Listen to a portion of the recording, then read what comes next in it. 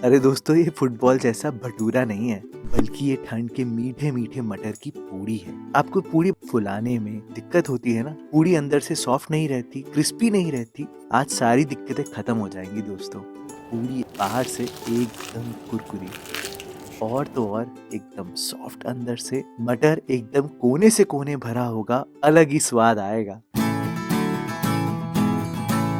Hello दोस्तों, मैं हूं Bharat. Welcome to my cooking blog. तो फिर देर किस बात की, चलो फिर शुरू करते हैं। अब दोस्तों, ये मटर की पूड़ी बनाने के लिए सबसे पहले मसाला बनाते हैं। सिंपल मसाला है। आप देखो, मैं एक चॉपर का यूज कर रहा हूँ और चॉपर में सबसे पहले आप अदरक और लगभग 3 से 4 हरी मिर्चें डालना। थोड़ी ज्यादा रखना दोस्तों, चटपटी पूड़ी बहुत अच्छी लगती है। पहले आप चॉपर में अदरक और मिर्चों को हल्का सा ग्राइंड कर लेना, क्योंकि नहीं तो बाद में अदरक और मिर्च सही से पिस नहीं पाती और जब आप पूड़ी बेलोगे पूड़ी फट जाएगी। अब यहाँ पर आप कच्चे मटर को डालना और कच्चे मटर को अच्छे से चॉपर में ग्राइंड कर लेना। ध्यान रखना, अगर बाय चांस आपका मटर पिसा नहीं या पूरा पूरा रह गया, जब आप बेलोगे तो आपके पूड़ी के फटने के चांसेस हो जाएंगे। तो थोड़ी देर तक यहाँ पर पीसना। चिंता नहीं दोस्तों, चॉपर में कोई पेस्ट नहीं बनने वाला। अब मैंने कढ़ाई ली है और कढ़ाई में सबसे पहले थोड़ा सा तेल, हींग और स्पेशल मसाले, जिसमें कि 1 चम्मच कूटे हुए धनिया के दाने, आधा चम्मच जीरा और आधा चम्मच तक सौंफ। इसके बिना बिल्कुल अधूरा है हमारा मटर का मसाला। आप यहाँ पर पिसे हुए मटर डालना और यहाँ पर थोड़ी थोड़ी भुनाई शुरू करना। दोस्तों, इसी टाइम पर ध्यान रखना, 1 चम्मच नमक डाल देना ताकि मटर से पानी निकले। और ये जो पानी है ना, बहुत मेजर रोल प्ले करता है, जिससे हमारी पूड़ी फटेगी नहीं। इनफैक्ट मैंने यहाँ पर लगभग 1/4 कप तक पानी और डाला है और ढक कर यहाँ पर मटर को 2 से 3 मिनट पकने दिया है। ये बहुत इंपॉर्टेंट स्टेप है। क्यों? क्योंकि मटर जो है इससे सॉफ्ट हो जाएंगे और जब हम बेलेंगे ना, तो ये हमारी पूड़ी को फटने से रोकेंगे। आपको बिलीव नहीं हो रहा होगा, लेकिन अभी आप देखते जाना। फिलहाल आप देखोगे कि मटर सॉफ्ट तो हो गए हैं, तो आप यहाँ पर एंड में कसूरी मेथी डालना भर के, थोड़ी सी अजवाइन, बहुत थोड़ी सी चीनी। अगर मटर मीठे हो बहुत ज्यादा तो मत डालना ये चीनी। 1 चम्मच मैंने यहाँ पर धनिया का पाउडर डाला है और आधा चम्मच के आसपास गरम मसाला। दैट्स इट दोस्तों, सारी चीजों को आप अच्छे से मिलाना। और अब इसकी बाइंडिंग करने के लिए जो एकदम देसी तरीका होता है वो है बेसन डालना।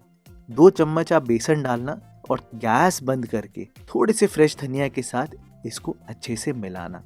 ये जो हमने मटर को जो हल्का बॉईल किया है और जो ये बेसन डाला है, ये बहुत जरूरी है, जिससे कि हमारी पूरी एकदम फुटबॉल जैसी फूल जाएगी। अभी देखना दोस्तों, बहुत मजा आएगा आगे। फिलहाल मैं आपको आटा बता देता हूँ। जनरली आपने बहुत सुना होगा दोस्तों कि जो पूरी का आटा है वो टाइट लगाना होता है। इस वाली रेसिपी में ऐसा नहीं है दोस्तों। 2 कप मैंने आटा लिया है और इसमें लगभग 2 टेबलस्पून के आसपास फाइन वाली सूजी डाली है। बहुत ज्यादा सूजी मत डालना, नहीं तो पूरी तेल पी जाएगी। 1 चम्मच तक नमक डालना और पहले इन चीजों को मिलाकर, सबसे पहले पानी नहीं डालना, 1 से 2 टेबलस्पून तेल डालना। इससे आपकी पूरी जो है वो अंदर तक सॉफ्ट रहेगी, थोड़ी क्रिस्पी भी बनेगी और अच्छी भी लगेगी। अब आपने पानी डालना है। और पानी कितना डालना है, देखो, जो आप आटा लगाते हो ना रोटी का, जस्ट आपको वैसा ही आटा लगाना है। ऐसा सुना नहीं है ना दोस्तों पूड़ी के आटे के लिए, पर जब ये स्टफ पूड़ी बनती है ना दोस्तों, तो इसको जोड़ने की जरूरत पड़ती है। अगर आटा टाइट होगा तो ये बाइंडिंग बिल्कुल नहीं होगी। तो आप क्या करना, हल्का पानी ज्यादा रखना और इसको मल के एक अच्छा सॉफ्ट आटा लगा देना।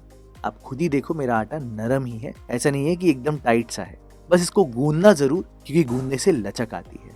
दैट्स इट दोस्तों, आटा भी बिल्कुल तैयार है। इसको सिर्फ हल्का सा तेल लगाकर 15 से 20 मिनट रेस्ट करना और आटा बहुत अच्छे से ढल जाएगा। इतने में मटर का मसाला भी एकदम ठंडा हो जाएगा।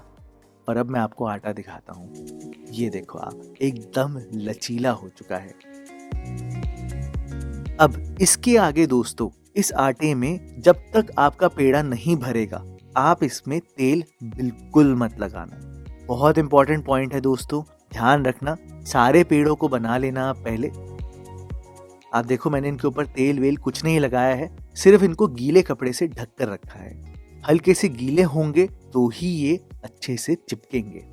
भरने का तरीका क्या है जिससे कि हमारी पूड़ी एकदम सही से बने, तो मैं इसकी कटोरी बिल्कुल नहीं बनाऊंगा। मैं क्या करूंगा कि पेड़ा लूंगा और अंगूठे से जोर से दबाऊंगा। फिर डायरेक्टली आप यहाँ पर मटर का मसाला डालना और इसको बिल्कुल पराठे की तरह सील कर देना। अगर आप कटोरी बनाते हो बड़ी सी या बड़ा सा कटोरा बनाते हो तो इसमें लेयर्स बन जाती हैं जिससे कि आपकी पूड़ी फूलेगी नहीं। अगर इस पेड़े में तेल लगा होता दोस्तों तो जो ये सील हुआ है ना, ऐसा सील बिल्कुल नहीं होता। ये आटा हल्का सा गीला है और इस वजह से ऐसे एकदम चिपक गया है ये। और यही डिफरेंस है दोस्तों कि आपकी जो पूड़ी है वो एकदम सील रहेगी और फूली फूली बनेगी। अब ताकि हमारा मटर एकदम कोने कोने तक फैले, इसको कचौड़ी की तरह हल्का सा प्रेस करके बड़ा कर लेना और ये हो गया आपका पूड़ी का पेड़ा तैयार। Oh wow! ध्यान से देखो दोस्तों, अंगूठे से मैंने दबाया, फिर मटर का मसाला डाला और इसको दबा दबा कर एकदम पराठे की तरह उंगली और अंगूठे से सील कर दिया। ऐसे कचौड़ी की तरह फैलाने से मटर एकदम कोने कोने तक फैल जाएंगे और जब आप बेलोगे ना, एकदम परफेक्ट रिजल्ट आएगा। That is the right way दोस्तों। इससे कोई क्रैक्स नहीं आएंगे और आपकी पूड़ी एकदम परफेक्ट बनेगी। बेलना एकदम आसान है क्योंकि अब आपने यहाँ पर तेल लगाना है, चकले में भी और हमारे बेलने में भी। और बस इन्हीं बातों को अगर आप ध्यान दोगे ना तो फिर देखना दोस्तों, आपको अब पूड़ी को बेलना है और वो भी एकदम पतला बेल देना है जैसे आप नॉर्मल पूड़ी को बेलते हो। मटर भी आपको दिख रहे होंगे बेलने के बाद, मतलब आप सोचो मैंने कितना पतला बेला है। अगर आपको पूड़ी सही से पकानी है दोस्तों तो ध्यान रखना तेल एकदम गर्म होना चाहिए और जब आप पूड़ी डाल रहे हो तो आप गैस को मीडियम फ्लेम पर कर देना। इससे आपकी पूड़ी बाहर से तो एकदम क्रिस्पी बनेगी, अंदर से भी एकदम सॉफ्ट बनेगी। इतना पतला बेलने के बावजूद भी जब आप गरम गरम तेल में डालोगे, पूरी फुटबॉल की तरह एकदम फूल जाएगी क्योंकि जो मटर का स्टार्च है और वो जो बेसन है वो आटे के साथ बाइंडिंग कर लेते हैं और हमारी पूरी फटती नहीं है।